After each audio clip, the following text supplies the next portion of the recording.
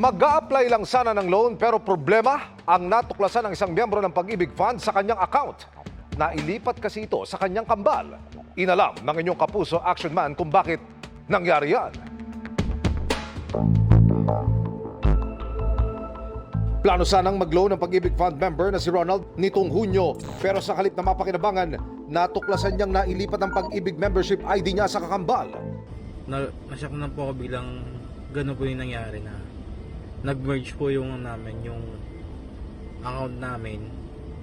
Bali may pumasok doon sa kampal ko, yung hulog ko, yung contribution ko. Ako po yung nawala ng account number. Ngayon napag-alaman po kasi namin na nakapangalan na po sa kambal niya. Pina-check po namin doon, tapos ang sabi po sa amin na since nakapangalan na sa kambal niya, hindi na po pwede sa kanya yun. Taong 2013 pa raw nagpamiyembro sa Pag-ibig Fund si Ronald pero bigla raw nagkaaberya sa paghuhulog ng buwan ng kontribusyon ang employer niya ngayon.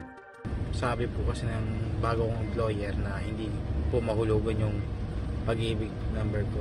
Nag-worry po kami kasi since 2013 hanggang 2018 may hulog po yung account ng asawa ko. Baka nga po mapunta lahat dun sa kambal niya.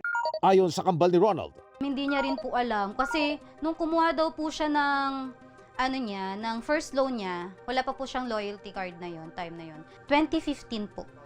2015 po siya nagkaroon ng account. Yun po yung account mismo ng asawa ko. nakausap din ng inyong kapuso action man ang kakambal ni Ronald at sumang-ayon itong maitama ng Pag-ibig Fund ang kanilang record. Paliwanag ng Pag-ibig Fund, nagkaroon ng pagkakamali sa record ng kambal.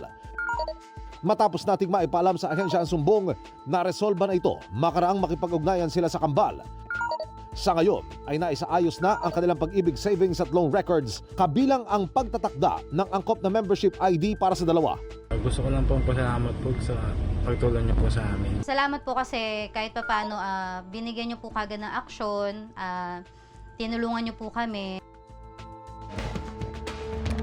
Mission accomplished tayo, mga kapuso. Para po sa inyong mga sumbong, pwedeng mag-message sa Kapuso Action Man Facebook page o magtungo sa GMA Action Center sa GMA Network Drive, Corner Samar Avenue, Diliman, Quezon City. Dahil sa anumang reklamo, pang-aabuso o katiwalian, tiyak, may katapat na aksyon sa inyong Kapuso Action Man. Mga kapuso, maraming naengganyo sa inaalok na online na temporary certificate of no marriage kung saan pwedeng pansamantalang maging single sa papel kahit kasal. Pero ang tanong, legit ba? Inimbestigahan niya ng inyong Kapuso Action Man. Taong 2012 pa raw hiwalay sa mister ang OFW na itago natin sa pangalang Cynthia. Makaraan ng 2 taong pagsasama.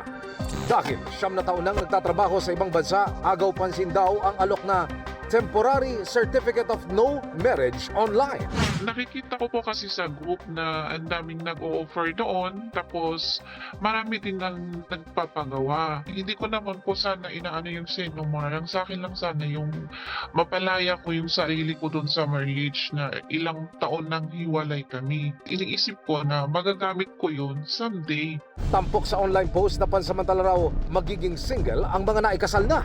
Kahit kasal ay mabibigyan pa rin umano ng Senomar na galing sa Philippine Statistics Authority o PSA. May pasampol pa silang larawan ng edited Senomar online.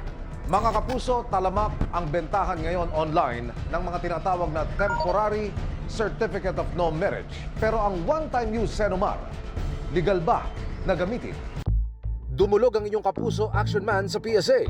Ang Senomar po, ang nire-request po ito ng ating mga kababayan na nagdinais magpakasal to check kung talaga pong isang tao ay single or meron na po siyang asawa. Mariing sabi ng PSA, hindi sila nag-i-issue ng temporary Senomar, kaya hindi totoo ang mga iniaalok na ganito online. Once and for all, hindi nawawala yung marriage. So, halimbawa na gusto mong magpakasal at meron ka ng previous marriage, siguro po ang maganda nilang tingnan is yung annulment of marriage. Nagbabala rin ang hensya sa mga nagbabalak kumuha ng tinatawag na temporary Senomar. Pag ginamit yan na halimbawa sa mga embahada natin, ay meron yan, dina-check nila, bina-validate din nila yung Senomar. So si DFA or si embassy, meron silang mga way of trying to validate the authenticity ng record.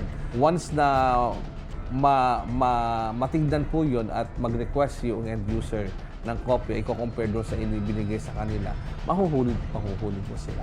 Kasi yung merits hindi naman nawawala yan sa database ng PSA. Payo ng PSA sa mga naiengganyo sa alok ng online post. Huwag po tayong basta nagpapaniwala doon sa mga nasa Facebook na mga scams. Maaari niyo pong i-report yan sa PSA para po matulungan namin kayo na hindi kayo maloko. Sinubukan namin kunin ang panig ng nag-post online pero wala siyang tugon sa amin na deactivate na rin ang naturang online post. Mission accomplished tayo mga kapuso. Para sa inyong mga sumbong, pwedeng mag-message sa Kapuso Action Man Facebook page o magtungo sa GMA Action Center sa GMA Network Drive, Corner Samar Avenue, Diliman, Quezon City. Dahil sa anumang reklamo, pang-aabuso o katiwalian, tiyak may katapat na aksyon sa inyong Kapuso Action Man.